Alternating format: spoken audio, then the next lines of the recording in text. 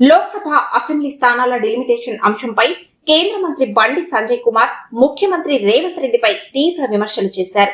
సీట్ల పెంపుపై ప్రజల్లో భయాందోళనలు సృష్టిస్తున్నారని ఆయన ఆరోపించారు. ప్రతి రాష్ట్రానికి 50% సీట్లు పెంచితే దక్షిణాది రాష్ట్రాలకు ఎలాంటి నష్టం జరుగుతుందో చెప్పాలని సీఎం రేవంత్ రెడ్డిని బండి సంజయ్ ప్రశ్నించారు. జనాభా ప్రాతిపదికన మాత్రమే డిలిమిటేషన్ చేయాలని కాంగ్రెస్ పార్టీ భావిస్తున్నదా అని నిలదీశారు. డబ్బు ఉన్న వారికే ప్రాధాన్యత ఇవ్వాలనుకుంటున్నారా? డబ్బు, ఓటు, సీటుకు లింకు పెడతారా అంటూ ఆయన విమర్శించారు. వెనుకబడిన ప్రాంతాలైన ఆదిలాబాద్, పాలమూరు జిల్లాలకు సీట్లు పెంచాల్సిన అవసరం లేదా అని ప్రశ్నించారు. పేదవాడికి ఓటు హక్కే ఉండకూడదా అన్నట్టుగా వ్యాఖ్యలు చేయడం సరికాదన్నారు. డాక్టర్ బాబాసాహెబ్ అంబేద్కర్ రాజ్యాంగం ప్రకారం ప్రతి పౌరుడికి సమాన హక్కులు ఉన్నాయని బండి సంజయ్ గుర్తు చేశారు.